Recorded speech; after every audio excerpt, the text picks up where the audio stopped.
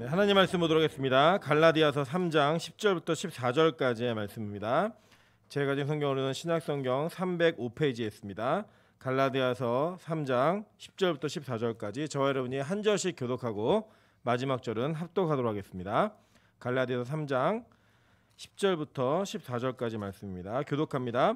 무릇 율법 행위에 속한 자들은 저주 아래에 있나니 기록된 바 누구든지 율법책에 기록된 대로 모든 일을 항상 행하지 아니하는 자는 저주 아래에 있는 자라 하였음이라.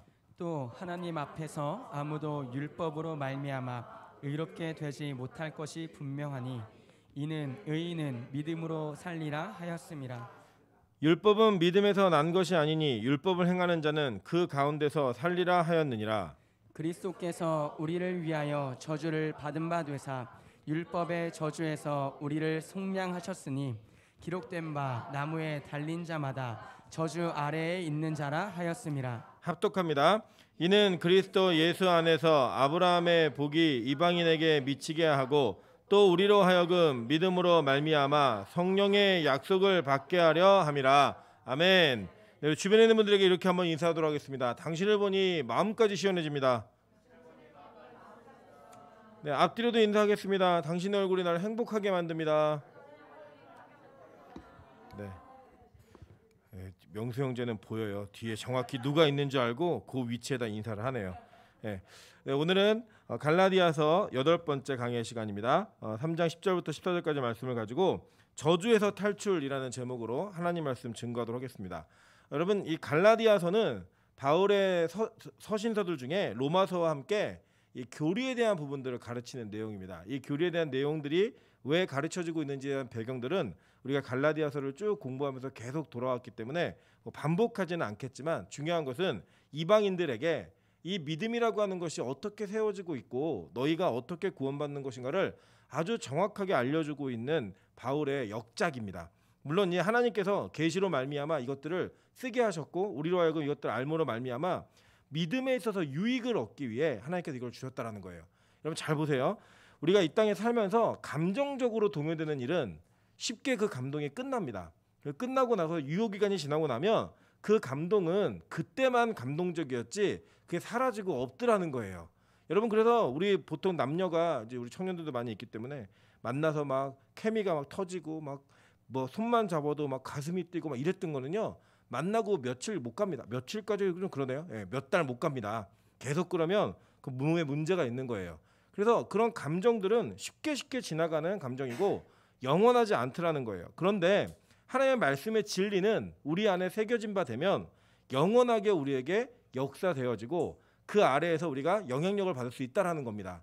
그래서 하나님께서는 우리에게 나타나셔서 손도 잡아줄 수 있고 음성을 들려줘서 우리를 감동적으로 우리를 변화시킬 수도 있으셨지만 하나님께서 하신 방법이 무엇이냐면 진리를 기록하셔서 그 진리 가운데 우리가 온전함을 누릴 수 있을 때까지 우리를 포기하지 않으시고 그 하나님의 은혜 가운데 우리의 모든 인생들을 하나님의 영광 가운데 끝까지 인도하시더라는 거예요. 그래서 이 말씀에 대한 이해 그리고 구원에 대한 원리를 정확하게 아는 것은 굉장히 중요합니다. 왜냐? 하나님께서 우리에게 그러한 방법으로 구원의 진리를 깨닫게 하는 걸 원하셨기 때문이에요. 그래서 우리 인간들은 이 땅을 살면서 이 구원의 진리와 함께 경험도 하고 체험도 하고 여러 가지를 다 하지만 그 다 하는 것들이 이 말씀과 동일함을 확인하며 이 말씀의 진실됨과 이 말씀의 사실성에 우리가 더 많은 일들을 투자하고 그것에 메인바 되어야 하지만 여러분의 신앙이 절대 잘못된 곳으로 가지 않는다라는 거예요. 기적과 이적도 마찬가지입니다. 여러분 있을 수 있어요. 그리고 그게 되게 짜릿합니다. 그럼에도 불구하고 여전히 우리의 구원의 문제와 신앙의 문제는 이 성경이라고 하는 진리의 범주를 절대 넘어설 수 없고 이것을 떠나서도 안 된다라고 성경은 누누이 얘기하고 있는 거예요. 근데 오늘 본문에 보니까 이렇게 얘기합니다. 이 본문에서 율법 행위에 속한 자들은 다 저주 아래에 있다라고 얘기했어요. 여러분 율법의 행위에 속한 자들이 저주 아래에 있다라고 얘기하는 것이 어떤 의미인가? 여전히 지금 이 갈라디아 교회는 예수를 믿는다고 말하고 있지만 말하고 있는 그 갈라디아 교인들 안에 율법 안에 매여서 저주 안에 있는 자가 여전히 있다라는 거예요. 교회 속에. 그러니까 밖에 있는 거는 뭐 말도 할 거 없고요. 그냥 교회 밖에 있는 사람들은 말도 할 거 없고 이 교회 안에 있음에도 불구하고 여전히 행위의 문제에 매여서 이 율법의 행위의 문제 때문에 믿음이라고 하는 영역에 근처도 못 간 너무나 불쌍한 사람들이 있다는 거예요. 오히려 떠난 사람들도 다시 있고 돌아간 사람들도 있고. 그리고 오늘 바울은 그 너무나 안타까우면서 이 저주 아래에 있는 자들에 대한 이야기를 해나가는 것들을 우리가 읽었습니다. 자, 이 저주가 그럼 어떻게 시작되었는가? 창세기 3장 14절부터 17절 이렇게 얘기합니다. 여호와 하나님이 뱀에게 이르시되 내가 이렇게 하였으니 내가 모든 가축과 들의 모든 짐승보다 더욱 저주를 받아 배로 다니고 살아있는 동안 흙을 먹을지니라 라고 얘기했어요. 이게 뭐냐면 선악과를 따먹은 이후에 하나님이 뱀에게 하신 저주예요. 자, 그 다음은 누구냐 봤더니 계속 뱀이에요. 계속 내가 너를 여자와 원수가 되게 하고 내 후손도 여자의 후손과 원수가 되게 하느니 여자의 후손은 내 머리를 상하게 할 것이요 너는 그의 발꿈치를 상하게 할 것이라 하시고 또 여자에게 이르시되, 이번 여자입니다. 내가 내게 임신하는 고통을 크게 더하리니 내가 수고하고 자식을 낳을 것이며 너는 남편을 원하고 남편은 너를 다스릴 것이니라 라고 얘기했어요. 그죠? 여자에게 주어진 거예요. 그래서 이게 해산의 고통은 정말 그 선악과를 따먹은 범죄 때문에 나타난 거예요. 아주 재밌는 에피소드가 있는데 이 영국에서 무통분만제가 처음 개발됐습니다. 개발돼가지고 이 여성들이 출산을 할 때 무통분만제를 이렇게 맞으면서 출산하는 거를 이렇게 했더니 영국의 신학자들이 그거는 하나님이 내리신 저주를 거부하는 잘못된 신앙행위라고 이렇게 그거 하지 말라고 막 이렇게 글을 쓰고 막 성명을 발표하고 막 이랬어요. 그랬더니 여성들이 다 나와서 대물었는데 뭐냐면 그럼 너네들 트랙터, 콤바인 이거 쓰지 말고 다 그 쟁기로 막 그 호미 같은 걸로 농사지어라 너네도 이래가지고 서로 없었던 일을 했던 이런 경우가 있습니다. 근데 원래는요 하나님 우리를 만드실 때 생육하고 번성하라라고 하는 그 하나님의 명령에 순응할 수 있도록 우리가 아이를 낳는 것이 아프거나 힘들지 않고 그냥 순차적으로 쭉 날 수 있는 그런 해산의 고통이 크지 않았다라는 거예요. 그런데 저주 때문에 어떤 일이 벌어졌어요? 해산의 고통이 너무 크게 된 거죠. 제가 기억합니다. 저희 아내가 뭐라고 얘기했냐면 찬수를 낳을 때 자기는 자연분만도 아니고 자연출산, 뭔지 아십니까? 집에서 이렇게 아기 낳는 거 그걸 하고 싶다는 거예요. 그래서 자기는 끝까지 자연분만을 고수하겠다고 얘기했던 저희 아내가 진통이 온 지 30분 만에 의사 불러오라고, 자기는 무조건 수술해야 된다고 무조건 의사 불러오라고 그 난리를 쳤는데 그 이제 타협을 했죠. 좀만 참아보자. 원래 이렇게 아픈 거란다. 좀만 참아보자. 계속 얘기하는데 다행히 아들인 찬수가 효자답게 엄마 뱃속에서 태변을 보는 바람에 2시간 만에 제왕절을 끝냈어요. 그런데 지금도 이제 날래고 생각하니까 무섭대요. 그 고통이 그 정도의 고통이 있다라는 거예요. 우리 그 은호도 얘기 들어보니까 뭐 사모님이 그 너무 아파하는데 처음 봤대요. 노대현 전사가 그렇게 아파하는 처음 봤고 무서울 정도로 막 아파하는 걸 보면서 힘들었다. 근데 그 왜 그래요? 선악과 따먹자고 얘기해가지고 거기서부터 온 거예요. 어쩔 수 없어요. 그냥 당하는 거예요.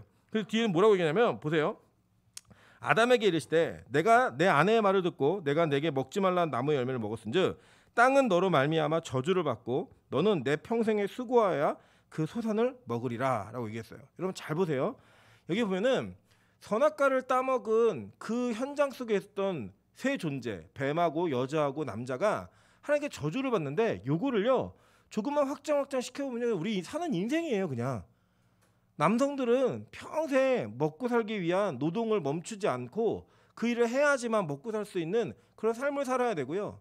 여성들은 또 아이를 낳는 것 때문에 요새 딩크족이다 안 난다 얘기하지만 사실은 아이를 낳는 준비와 그 몸에 대한 준비를 하느냐고 여성의 몸은 계속 그 고통 가운데 있는 것들을 우리가 모두 경험합니다. 그냥 그러니까 뭐냐면 사는 게 저주예요. 그냥 뱀이 뭐 흙을 먹고 산다 해서 흙이 먹여야 된다는 게 아니고요. 땅에서 먹고 사는 존재가 된다는 거예요. 땅을 먹고 사는 존재. 그런 존재로서 이 땅을 살아가는 것 자체가 다 저주라고 얘기해요. 즉 우리 인간은 선악과를 따먹은 이후부터 모든 인간의 출생과 더불어 모든 아이들은요 다 죄 가운데 있는 존재들인 거예요. 그 죄 가운데 있다는 건 곧 바꿔 얘기하면 저주 아래에 있는 자들이라는 거예요. 저주 아래에 있는 자들. 다 저주잖아요. 그죠? 다 저주 아래에 그 있음으로 말미암아 그 흙을 먹고 사는 뱀의 후손들의 삶을 추구해가며 사는 거예요. 이 땅에서 먹고 사는 문제에 대해 이 땅에서 어떻게 하면 잘 살 수 있을까 이런 것들을 고민하며 살아가면서 자신들의 인생을 땅을 먹고 사는 존재로 만들어버리는 그러한 저주가 우리 인간에게 주어졌어요. 뭐 때문에요? 죄 때문에.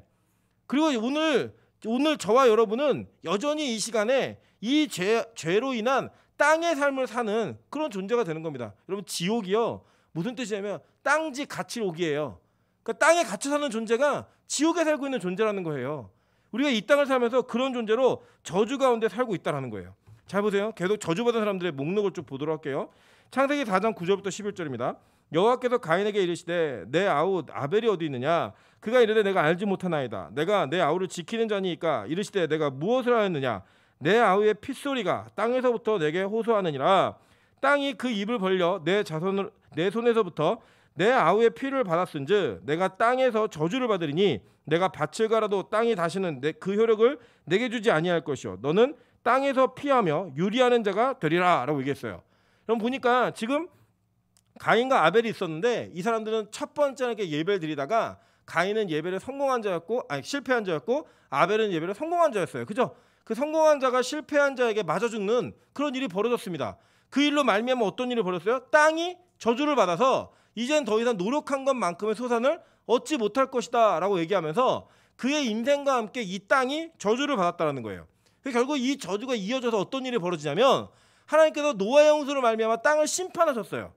그 심판 가운데 그 심판이 종료되고 난 이후에 하나님 뭐라고 하셨는가 한번 보도록 할게요. 창세기 8장 20절입니다.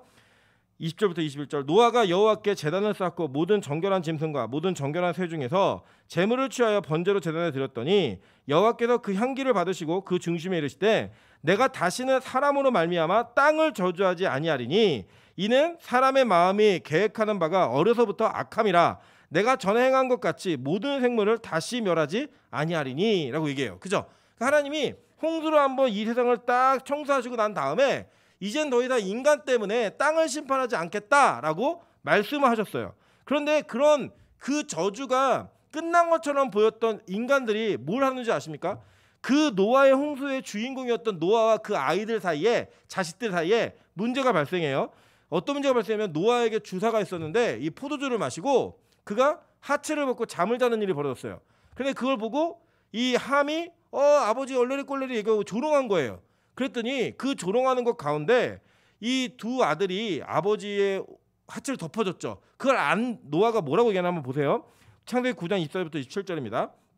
노아가 술이 깨어 그의 작은 아들이 자기에게 행한 일을 알고 이에 이르되 가나안은 저주를 받아 그 형제의 종들의 종이 되기를 원하노라 하고 라고 얘기했어요. 그죠?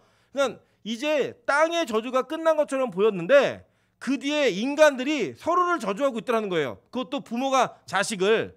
그 저주하는 그 내용들을 다 보니까요, 여러분 다 법에 걸려 있는 거예요. 뭐예요? 하나님의 법안에 걸려 있는 문제들로 인하여서 그들의 인생 가운데 저주가 끊어지지 않는 연속됨이 계속 이어져 내려와 지금 누구에게 이어진 거예요?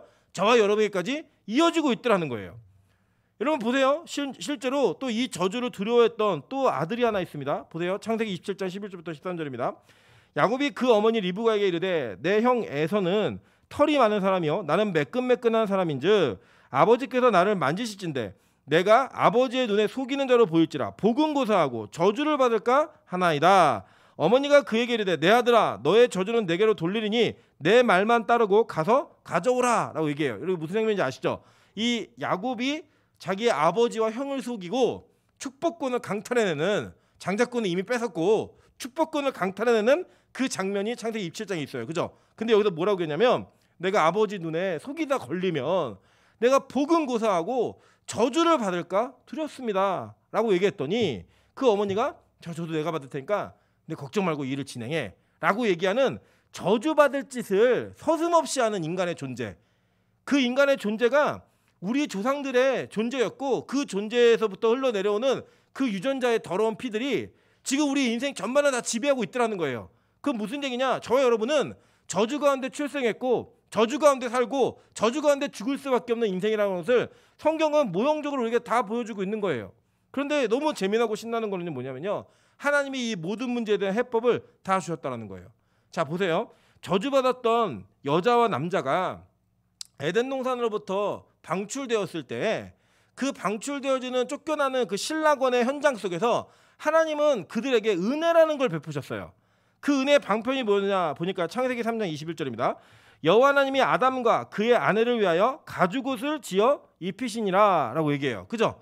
자, 이 가죽옷을 지어 입히셨다라는 그 얘기 속에는 어떠한 무제한 짐승, 그러니까 선악과를 따르는데 짐승이 연결된 거는 뱀밖에 없어요. 뱀이 아닌 뱀 가죽으로 입힌 게 아니잖아요. 그죠? 뱀이 아닌 다른 짐승의 희생을 통해 그의 허물들, 그의 부끄럼들을 덮으심으로 말미암아 하나님께서 유한하게 그들의 인생 가운데 그들의 부끄러움을 덮는 것을 통하여 은혜의 통로와 방편을 만드셨다는 거예요. 계속 볼게요. 히브리서 12장 18절부터 24절입니다. 너희는 만질 수 있고 불이 붙는 산과 침침함과 흑암과 폭풍과 나팔 소리와 말하는 소리가 있는 곳에 이른 것이 아니라 그 소리를 듣는 자들은 더 말씀하시지 아니하시기를 구하였으니 이는 짐승이라도 그 산에 들어가면 돌로 침을 당하리라 하신 명령을 그들이 견디지 못함이라. 이게 어떤 장면이냐면 모세가 시내산에 율법 받으러 올라갔을 때 그 산 가까이 가지 말라는 거였어요. 하나님이 짐승도 오지 말라. 오면은 돌로 쳐 죽일 거야. 이걸 듣고 사람들이 하나님이 그만 말씀하셨으면 좋겠어 라는 두려움을 보였다는 거예요. 그때 계속 이어서 읽으시면 그 보이는 바가 이렇듯 무섭기로 모세도 이르되 내가 심히 두렵고 떨린다 하였느니라. 그러나 너희가 이른 곳은 시온산과 살아계신 하나님의 도성인 하늘의 예루살렘과 천만 천사와 하늘에 기록된 장자들의 모임과 교회와 만민의 심판자이신 하나님과 및 온전하게 된 의인의 영들과 새 언약의 중보자이신 예수와 및 아벨의 피보다 더 나은 것을 말하는 뿌린 핀이라 라고 얘기해요. 자, 이걸 잘 기억하세요. 지금 앞에 있는 장면은 어떤 장면이냐면 율법이 주어질 때 다들 무서워서 벌벌 떨고 있었던 장면이에요. 심지어 누구까지요? 모세까지. 그랬는데 너희들은 지금 너희들이 이룬 곳은 시온산, 하나님이 살아계신 그 하나님의 도성 하늘의 예루살렘에 이르렀다는 거예요. 그래 너희가 장자들의 모임 가운데 들어간 자가 되었다라고 얘기하면서 누구를 얘기하냐면 여기에 아벨의 피보다 아벨을 얘기하고 있어요. 그죠? 아벨이 뭘 흘렸어요? 피를 흘렸잖아요. 그는 차자였다고요. 장자가 아닌 차자가 흘린 피. 그 피 그리고 두 번째 아담, 첫 번째 아담이 아닌 두 번째 아담이셨던 예수가 흘린 그 더 나은 피가 너희들을 더 좋은 곳으로 인도했다라는 거예요.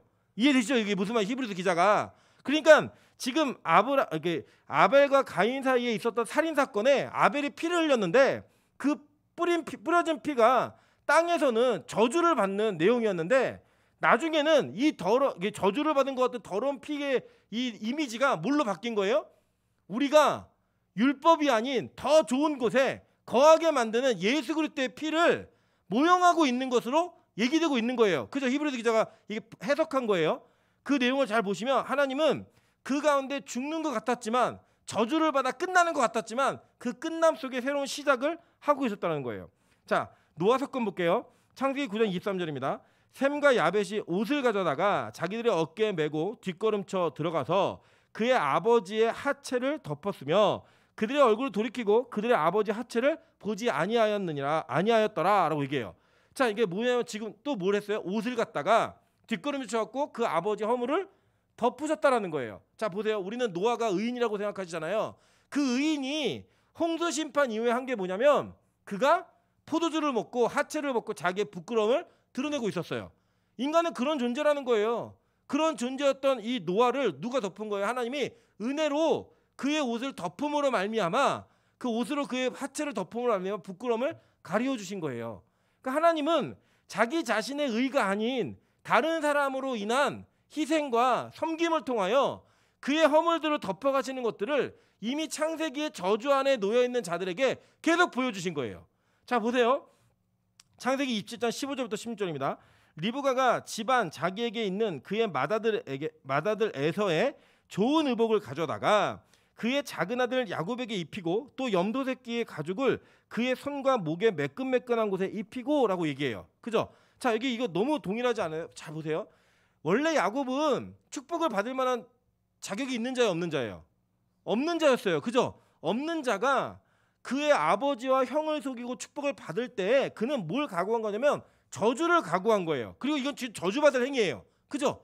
그 저주받을 행위를 하고 있을 때 하나님이 어떻게 하셨냐면 장자의 옷을 가져다가 그를 입히셨고 그리고 가죽을 몸에 붙이셨어요. 그죠? 가죽을 갖다가 몸에 붙여가지고 하나님이 그의 어머니로 하여금 그의 인생의 부끄러운 부분들을 가리신 거예요. 즉 가죽옷을 지어 입혔던 아담, 하와와 같이 그 야곱에게도 가죽옷을 덧입힘으로 말미암아 그의 저주받음을 넘어가게 하고 그의 죄악의 문제들을 가리우는 장면이 나오고 있는 거예요. 그러니까 성경은요 구약에서부터 반복적으로 우리가 우리 자신의 자격이 아닌 원래 저주 가운데 있는 백성들을 다른 이들의 희생과 섬김 그리고 그것을 덮는 하나님의 덮으심으로 말미암아 하나님이 이 문제들을 해결해가고 계신 것들을 계속 보여주신 거예요. 자, 오늘 바울은 이것들을 기초로 하여 이 내용들을 얘기하는 거예요. 너희가 너희 자신이 갖고 있는 의와 너희 자신의 행동으로 말미암아 구원 얻는 자가 아니라 너희가 그 저주 아래 여전히 있음에도 불구하고 예수 그리스도의 피뿌림과 그 피로 말미암은 그 덮으심으로 말미암아 너희가 용서받는 인생이야. 너희가 살 수 있는 인생이야 라고 하는 걸 얘기하는 겁니다. 왜냐하면 잘 보세요 여러분. 그 뒤에 보면요. 이제 아브라함 이후에 430년 뒤에 율법이라고 하는 법 조문이 주어져요. 그 조문이 주어지고 난 다음에 하나님이 모세와 여호수아에게 하신 말씀이 뭐냐면 너희들 가나안 땅에 들어가면 그리심산과 에발산에 가서 그리심산과 에발산에 6지파 올라가가지고 거기에서 말씀을 외쳐. 근데 에발산에서는 저주의 말씀만 외쳐. 그 쭉 외쳐요. 외치고 난 다음에 맨 마지막 저주의 말씀이 끝나고 마지막에 하는 말씀이 이거예요. 신명기 27장 26절입니다. 이 율법의 말씀을 실행하지 아니하는 자는 뭘 받는데요? 저주를 받을 것이라 할 것이요 모든 백성은 아멘 할지니라 라고 얘기하셨어요. 그러니까 하나님이 저주의 말씀을 선포하심으로 말미암아 뭘 얘기하신 거냐면 율법을 줬는데 이 율법을 지키지 않는 자는 어떻게 된대요? 다 저주를 받는다고 얘기한 거예요. 그러니까 우리가 율법이라고 하는 그 안에 사는 자들은 항상 뭐 안에 사는 자들이에요? 저주 안에 사는 자들인 거예요. 왜냐? 이 율법은 우리로 하여금 우리의 죄를 드러내는 기능이 있다니까요. 율법의 기능이 뭐냐면 율법을 잘 지켜서 너희들 의인이라고 자랑해 이게 아니고 율법을 통해서 네가 얼마나 큰 죄인인지를 확인하래요. 다른 게 아니고 얼마나 큰 죄인지를 확인하라는 거예요. 그러니까 율법 아래 사는 자는 맨날 뭘 발견하는 거예요? 난 죄인이구나. 난 죽어야 되는구나. 나는 쓸데없는 자이구나. 이거를 확인하는 기능으로 주셨는데 인간들이 멍청해가지고 이 율법을 붙들고 내가 이거 지켜내가지고 내가 살아야지. 내가 이거 지켜내가지고 내가 의로움을 자랑해야지. 이런 목록으로 율법 목록을 갖고 있더라는 거예요. 여러분 바리새인과 서기관들이 뭐한 사람인지 아십니까? 그 사람들이 뭐한 사람이냐면 하나님 율법을 다 지키기가 너무 힘드니까 그 율법에 대한 해석들을 함으로써 어떻게 이것을 하는 것은 율법을 지키고 안 지키는 것인지를 결정해주고 얘기해주는 사람들이었어요. 자, 예를 들면 이런 거예요. 피가 나는데 안식일에 피가 나는데 이 피를 닦으면 일이에요. 그런데 이 상처 위에다가 헝겊을 이렇게 오르는 거 일이 아니에요. 그걸 누가 정해줬냐? 바리새인이 정해준 거예요. 그러면 이제 그게 장로들의 유전이 돼가지고 그 유전을 지키는 자들은 율법을 지키는 자가 되는 거예요. 즉 얘기가 뭐냐면 율법을 지키기 너무 어려우니까 그 율법을 자신들이 지킬 만한 영역으로 끌어내려가지고 그거를 행함으로써 자기의 의를 삼은 거예요. 되게 재밌는 거 많아요. 1층에서 2층으로 올라갈 때 이불이나 헝겊을 들고 올라가면 일이에요. 근데 꼬매가지고 옷에 붙여서 올라가면 일이 아니에요. 그리고 꼬매요. 그래서 여러분 아시잖아요. 제가 말씀드렸잖아요. 유대인들은 앞으로 걷는 거는 일인데 뒤로 걷는 건 일이 아니에요. 안식일이 되면 금요일에서 토요일 넘어가는 안식일이 되면 가면은 정말 정통 유대인들은 뒤로 걸어요. 예, 우리도 공원 가면 한국 유대인들이 계시죠? 다 이렇게 하면서 이렇게 앞따라가면서 걷는 분들 계시잖아요. 일이 아니에요. 뒤로 걷는 거는. 그러면 넌 율법을 지킨 자야. 갈 수 있는 거리가 있어요. 거리가 있는데 제가 예를 들어 안식일인데 꼭 가야 돼요. 어디를. 근데 너무 그 율법의 범주를 넘어가요. 그럼 뭘 했느냐? 그 전날 도시락을 싸가지고 도시락 가서 그 시간이 지나기 전에 그 도시락을 들고 간 곳에 도시락을 묻어요. 그럼 거기 자기 집이에요. 그러면 이제 거기서부터 자기가 원하는 데까지 갔다 올 수 있는 거예요. 무슨 얘기인지 아시겠죠? 율법은 해석과 적용함과 동시에 어떤 일이 가능했냐면 원래 하나님이 말씀하신 것을 자기들이 지킬 수 있는 범주로 끌어낼 수 있는 해석이 가능했다고요. 그거를 해내가지고 뭘 했느냐? 그걸 지키면서 나 율법 지킨 사람이야. 이걸 얘기한 거예요. 여러분 지금 한국교회도 지금 여러분도 저도 이런 일들을 서슴없이 하고 있어요. 내 기준에 이 정도면 주의를 지킨 거야. 이 정도면 이건 예배를 드린 거야 라고 하는 자신들의 각자의 기준을 세워놓고 그것을 통해 내가 잘 지켰는지 안 지켰는지 나 이 정도면 헌금 많이 했어. 나 이 정도면 기도 열심히 했어. 나 이 정도면 최선을 다해서 신앙생활 하고 있어 라고 하는 선들을 정해놓은 바리새인들이 바로 저와 여러분인 거예요. 그걸 지키면 이제는 안전해. 그걸 못 지키면 이거 함량 미달인데 뭐라도 더 해가지고 이걸 만회해야지. 그래서 그 만회하기 위해서 뭐 다른 특별한 걸 하는 거예요. 내가 지난주에 빠졌으니까 이번 주에 새벽기도 2번 나와야지. 그럼 반번 쳐가지고 한 번 주일 지킨 걸로 오케이. 그러면 자유함을 얻는 거예요, 여러분 안에. 진짜 있다니까요. 이거 잘못했으니까 내가 이 정도 내가 하나님 돈을 이만큼 떼어 먹었으니까 요만큼 헌금하면 하나님 용서해 주실 거야. 이런 마음으로 하나님 앞에 나아가는 모든 행위, 그걸 뭐라 그러냐? 바리새인들이 지켰던 율법주의라고 얘기하는 거예요. 실제로 그래서 예수님이요, 얘네들한테 직격탄을 던져요. 어떤 직격탄을 던지냐 보세요. 내가 율법이나 선지자를 폐하러 온 줄로 생각하지 말라. 폐하러 온 것이 아니요 완전하게 하려 함이라. 진실로 너에게 이르노니 천지가 없어지기 전에는 율법의 1.1획도 결코 없어지지 아니하고 다 이루리라. 그러므로 누구든지 이 계명 중에 지극히 작은 거 하나라도 버리고 또 그 같은 사람을 가르치는 자는 천국에서 지극히 작다 일컬음을 받을 것이요 누군지 이를 행하며 가르치는 자는 천국에서 크다 일컬음을 받으리라. 내가 너희에게 이르노니 너희의 의가 서기관들과 바리새인보다 더 낫지 못하면 결코 천국에 들어가지 못하리라 라고 얘기한 거예요. 이걸 왜 얘기했냐면 이 서기관들과 바리새인 그 당시에 이런 율법을 자기들의 맞게 입맛에 맞게 해석함으로써 지킬 수 있는 영역으로 끌어내린 거예요. 그거를. 근데 하나님의 말씀이 뭐냐면 야 율법 1.1획도 변하지 않아. 다 이루어져. 그럼 원래 그 율법은 우리가 지킬 수 있는 법이 없는 법이에요. 없는 법이라고요. 그 없는 법에 우리를 다 들이밀고 그 바로미터로 너 죄인이야. 너 죄인임을 고백해 라고 얘기하는 거예요. 실제로 말라기 4장, 이거 간지 좀 잘못 나갔어요. 말라기 4장 4절부터 6절입니다. 마지막에 구약시대 마지막에 말라기 선지자를 통해 하나님 하신 말씀이에요.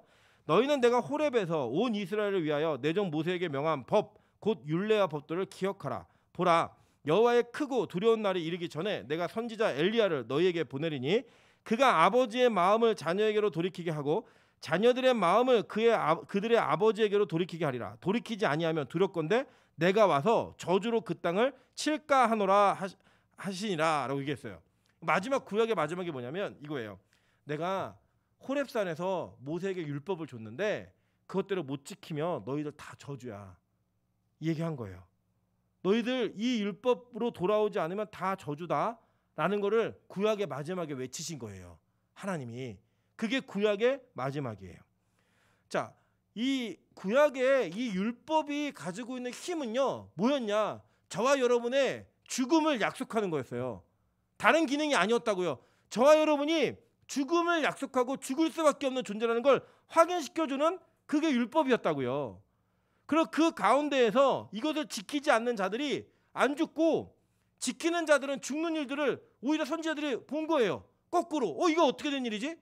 오히려 율법을 안 지키는 놈들이 더 잘 사네. 하나님 말씀대로 살지 않는 사람들 더 잘 되네.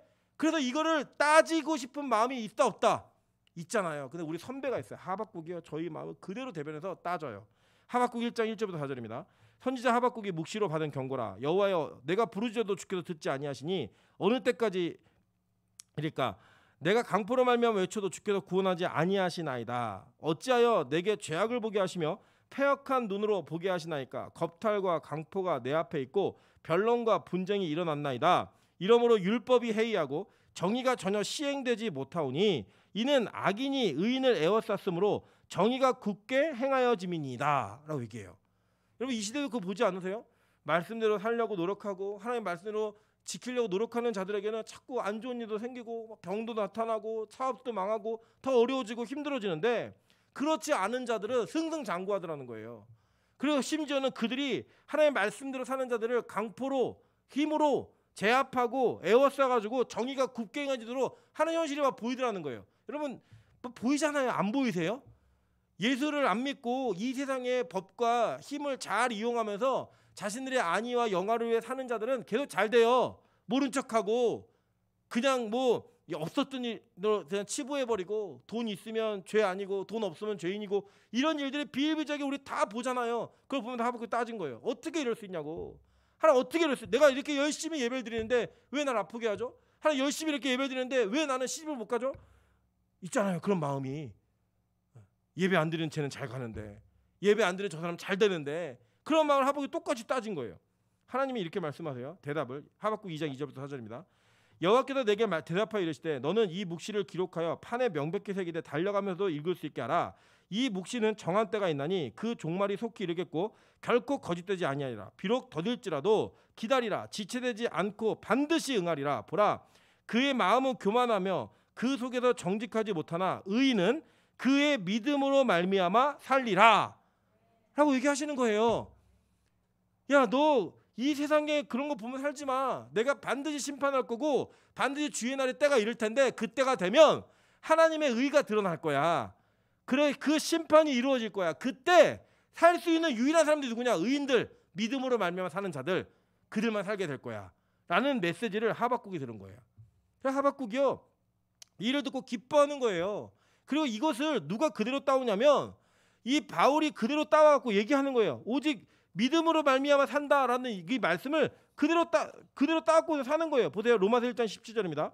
복음의 나라의 의가 나타나서 믿음으로 믿음에 이르게 하나니 기록된 바 오직 의인은 믿음으로 말미암아 살리라 함과 같으니라 라고 얘기해요.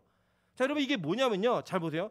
믿음으로 믿음에 이르게 하나니, 이게 웃긴 말 같지만 이게요 의미가 있어요. 이 로마서를 전체를 다 이렇게 점검해 보시면 이 내용은 정확해요. 첫 번째 믿음은 뭐냐면 하나님이 우리에게 주시는 객관적 믿음이에요. 이거는 우리에게 주실 때 우리가 받았는지 안 받았는지도 몰라요. 이거 선물이기 때문에.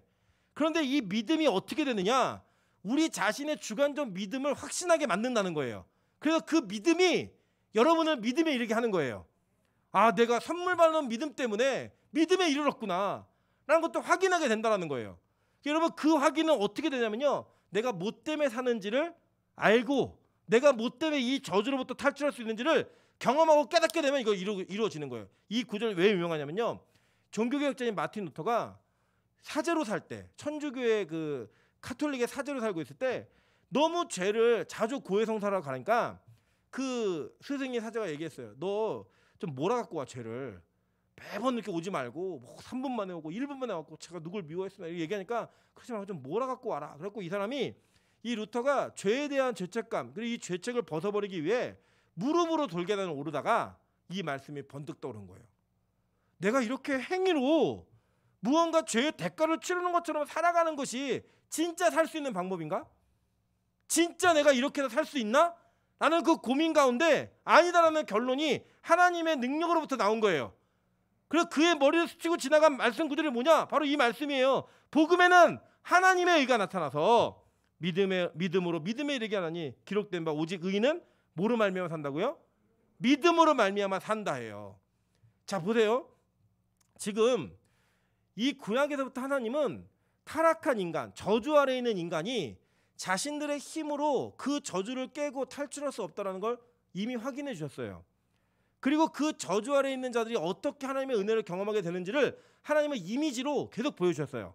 가죽옷으로, 그죠? 모세를 덮는 옷으로, 그리고 아벨의 핏부림으로, 그리고 야곱에게 붙어진 염소 가죽으로, 장자의 옷을 입힘으로 하나님이 우리의 타락한 자들의 인생, 저주 아래서 발버둥 치고 있는 인생들을 어떻게 구원하시고 어떻게 그들을 의로 이끄시는지를 누누이 보여주셨어요. 그 보여주신 것을 누가 이루시는 거냐? 완전하게 이루시는 예수 그리스도께서 우리 가운데 이루어 주신 거예요. 그래서 오늘 본문에 나와 있는 말씀 가운데 13절 보세요.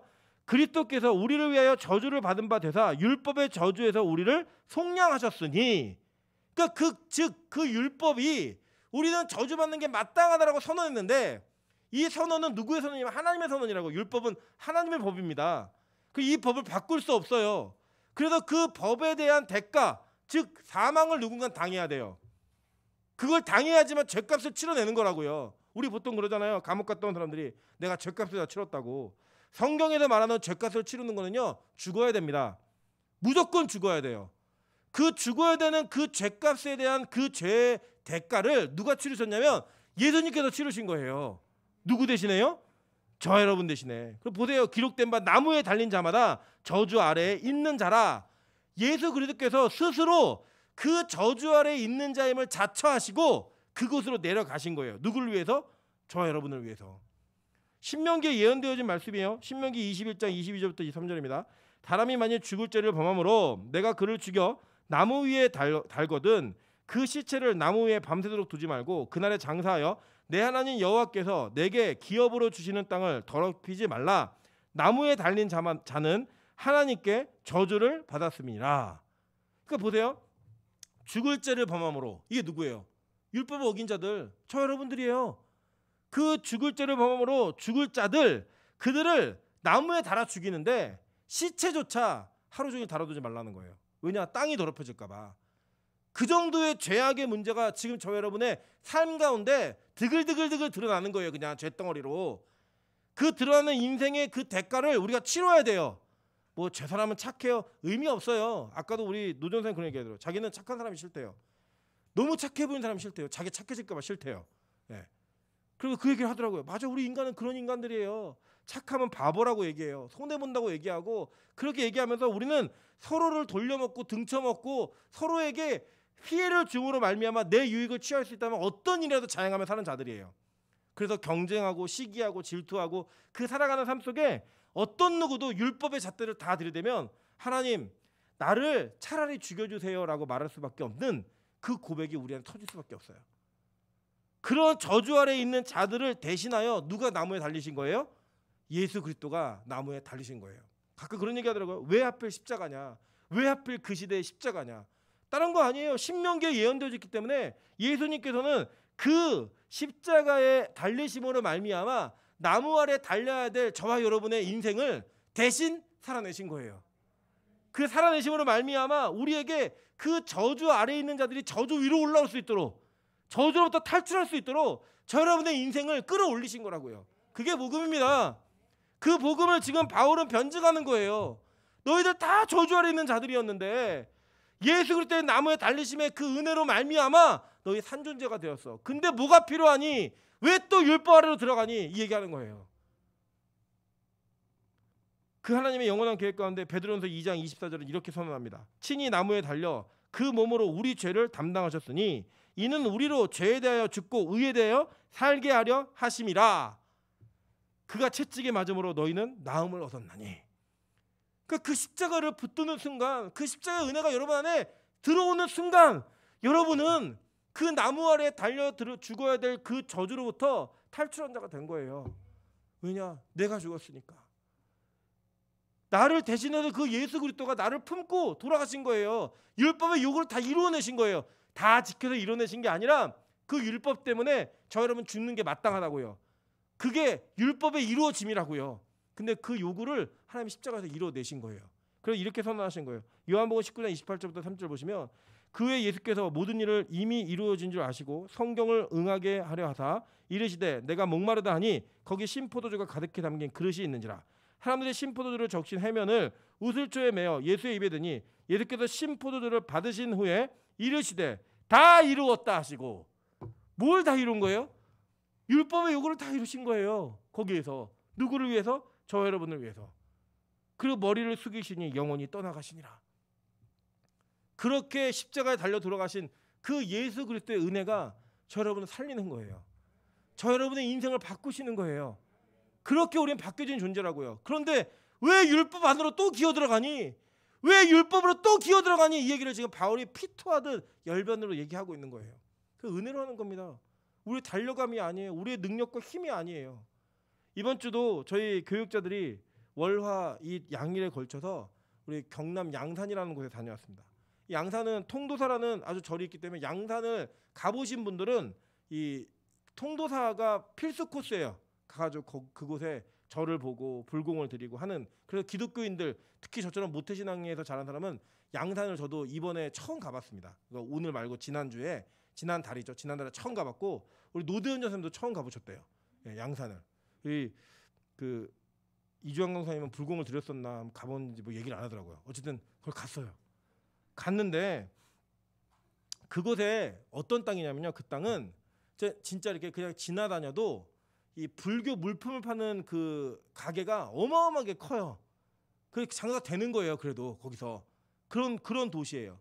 그런 도시에 교회가 세워지는데 여러분 교회가 세워지는 게 이해가 되십니까?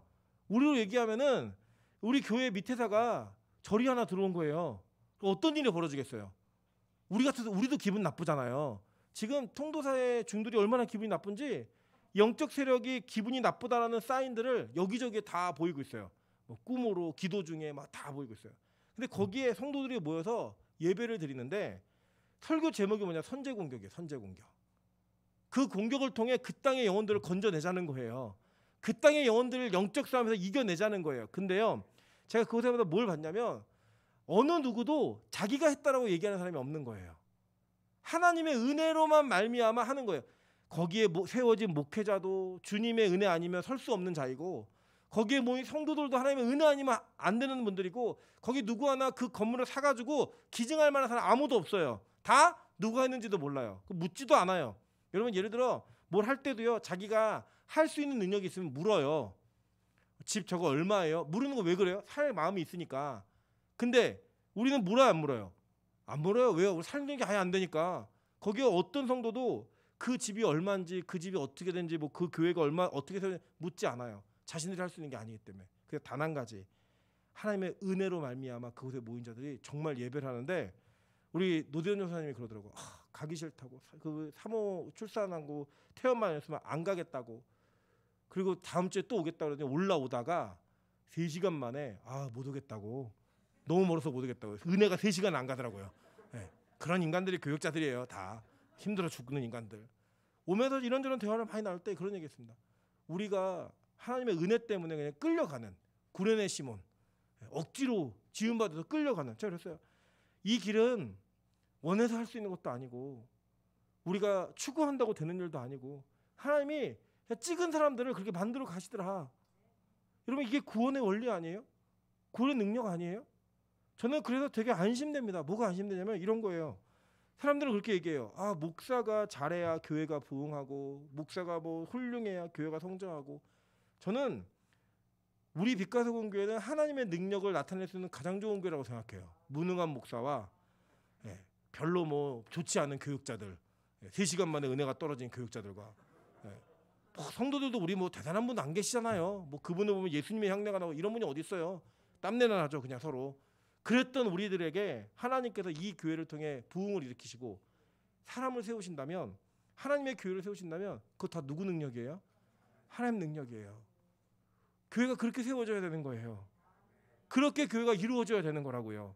저는 그 연습을 우리가 했으면 좋겠어요. 누구에게 저 사람에게 기대하고 그런 게 어디 있어요. 그냥 하나님이 하시고 하시는 일 가운데 한 걸음 한 걸음 걸어가는 거예요. 주님, 제가 열심히 해보겠습니다. 이게 그만이에요. 누가 어떻게 알아요? 내일 우리 이주환 강사가 술 마시고 있을지 어떻게 알아요? 몰라요. 제가 통도사 가서 머리를 깎고 있을지 누가 알아요? 몰라요.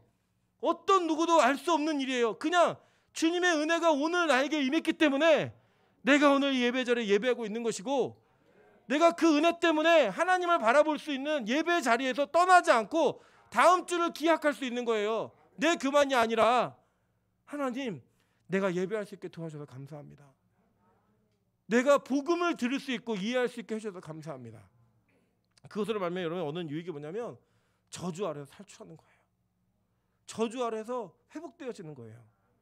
그 덮으심으로 말미암아 아담에게 가죽옷을 지어 입히신 하나님, 아벨의 핏뿌림보다 더 나은 피를 뿌리시는 그 하나님, 노아의 하체를 덮으신 그 하나님, 야곱에게 털을 붙이셔서 그 장자의 축복권을 받아내게 하신 그 하나님, 그 하나님이 오늘도 저 여러분을 덮으시고 계신 거예요. 십자가의 은혜로 말미암아 그거 붙들고 사는 겁니다. 그거 붙들고 가는 거예요. 그래서 때로는 힘들고 어렵고 괴로울 수 있지만 이제는 물러설 데가 없어요. 여러분, 하나님이 홍해를 건너 이스라엘 백성들 눈앞에서 홍해를 그 눈앞에서 덮으셨는지 아십니까? 첫 번째 이유는 애굽의 군대를 멸절시킴으로 알면 영광 받으시기 위해서였어요. 두 번째는요, 저는 분명히 확신해요. 하나님이 그들에게 보이셨어요. 너희들이 온 길 없어. 이제 끝났어. 돌아갈 수 없어. 이거예요. 우리 옆 사람 이렇게 인사하겠습니다. 놀 사람이 당신밖에 없습니다. 다시 한번 인사하겠습니다. 이젠 돌아갈 길이 없습니다.